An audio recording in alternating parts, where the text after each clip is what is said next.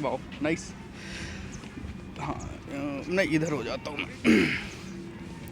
So hello and good morning all of you, मैं हूँ धर्मेंद्र और आज सुबह अटल पार्क में फिर आ गया हूँ पॉजिटिव फंडा की तलाश में। और आज मेरे साथ एक और मित्र मुझे मिले हैं। क्या नाम है सर आपका? धर्मेंद्र जी, मेरा नाम है सोनू। अच्छा, सोनू मेरा नाम कंबोज। जानते हैं आप धर्मेंद्र? हाँ। ओके। सो सोनू जी, आप साइकिल लेके आए हैं पार्क में। जनरली लोग वॉक करने आते हैं, योगा करने आते हैं। सो आप लॉकडाउन के बारे में मैं एक्चुअली ज़्यादातर बात कर रहा हूँ कि जब आप जैसे उम्र के या मेरी जैसे उम्र के, मैं अपने आप को भी इसमें शामिल करता हूँ कि घर में रह के कहीं ना कहीं परेशान हो गए थे बहुत ज़्यादा, या कुछ ऐसा वर्क नहीं था हमारे पास। उस टाइम काफ़ी डिप्रेशन का एक माहौल चल गया था। तो उस दौर में खैर मैंने तो लाइव करनाल को पिक किया, आपने ऐसा क्या किया? एक्चुअली लॉकडाउन के ड्यूरेशन में अगर मैं अपनी बात करूँ, so I am working in Noida. So मैं एक कंपनी में काम करता हूँ नोएडा में।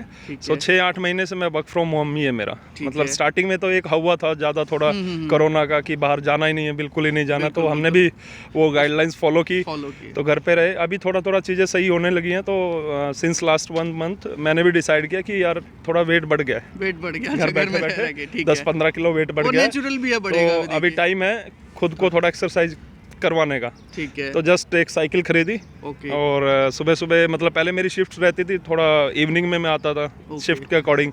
तो अभी शिफ्ट रहती है आफ्टरनून की, तब सुबह 6 बजे उठता हूँ डेली। ठीक है। और साइकिल उठाता हूँ। एक्चुअली मैं साइकिल पे आने का भी मेरा एक रीज़न, पहले मैं पैदल आता था। 2-2.5 किलोमीटर वॉकिंग है डिस्टेंस यहाँ से मेरा घर। तो कुछ थोड़ा सा मसल में पेन हुआ तो मैंने फिर साइकिल से आना शुरू किया। तो मतलब ये बेस्ट एक्सपीरियंस है अगर मैं बात करूँ अपनी लाइफ का। सुबह सुबह हम उठते हैं, गाइड करना चाहूँगा जितने लोग हैं। मैं देखता हूँ मेरे घर में बच्चे हैं, सोते रहते हैं, लेकिन उनको मैं यही गाइड करता हूँ, भाई सुबह सुबह उठो और चलो मेरे साथ। वो 1-2 दिन तो आते हैं, फिर तीसरे दिन फिर सोना। तो मतलब ये बेस्ट एक्सपीरियंस है सुबह सुबह उठने का। इतना मस्त माहौल है ना यहाँ पे, एकदम फ्रेश एयर।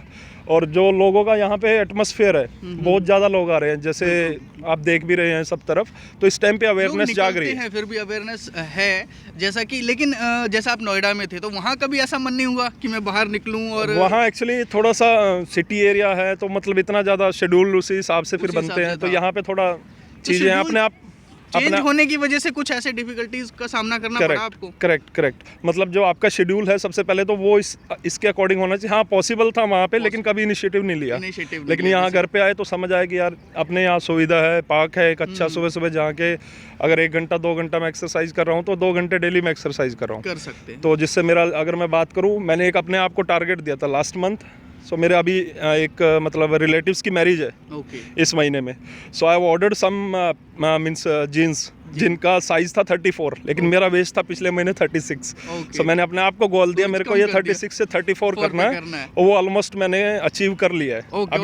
अभी उसमें मेरे गोल में जहाँ मुझे जाना है 7-8 दिन अभी मुझे पेंडिंग है। तो ऑलमोस्ट मैंने वो अचीव कर लिया। ये भी बहुत अच्छी बात है कि अपने आप को एक टारगेट दें आप और उस टारगेट को अचीव करें। उससे आपको पता लगता है कि आपने जो टारगेट दिया था उसे आप अचीव कर पा रहे हैं, कितने परसेंट डेली बाय डेली आप करते भी हैं। तो आप जैसे नोएडा में किस प्रोफेशन में वर्क करते हैं? मैं टेक महिंद्रा में वर्किंग था। सो कस्टमर केयर एग्जीक्यूटिव के according.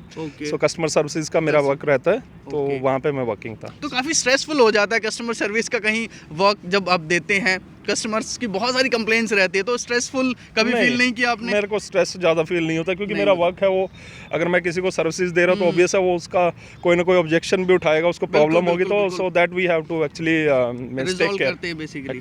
So thank you sir, आपने इनिशिएटिव बहुत अच्छा लिया। पहली बात तो कि आपको जीन्स फिट आ जाए, वेस्ट ना जाए, सबसे आ गया फिट आ गया, तो ये सबसे अच्छी बात है कि आपने इनिशिएटिव। और साइकिल लिए करनाल में साइकिल्स शॉर्ट आउट हो गए थे, कुछ शोरूम जितने थे वहाँ साइकिल्स खत्म हो गई थी, कंपनीज की आगे से साइकिल्स नहीं आ रही थी। तो ऐसा भी हमने देखा, 1-2 वीडियोस हमने बनाई उस पर भी। और करनाल में एक डीसी साहब ने एक पैसेज भी दिया हुआ है एनडीआरआई के साथ, एक पूरा रोड 3-4 किलोमीटर का है, उसके ऊपर आप साइकिलिंग कर सकते हैं इवनिंग में कभी भी आपको टाइम लगता है। तो आप जैसे वहाँ बहुत सारे लोग आते हैं, पूरा मीन्स उस तरफ पूरा भरा होता है वो रोड। दूसरा एक और चीज़ मैं आपको बताना चाहूँगा, क्योंकि नोएडा में थे पहले, आप यहाँ आए, यहाँ साइकिलिंग के ग्रुप्स भी हैं, तो आप उसे भी ज्वाइन कर सकते हैं। और वो आपको रेगुलर स्ट्रावा एक एप्लीकेशन है, उसके ऊपर आप अपने आप को लिस्टिंग कर सकते हैं। और बहुत सारे उनके इस तरह के कह सकता हूँ इवेंट्स और कॉम्पिटिशन्स चलते रहते हैं, तो उसे भी आने वाले टाइम में आप ज्वाइन कीजिएगा।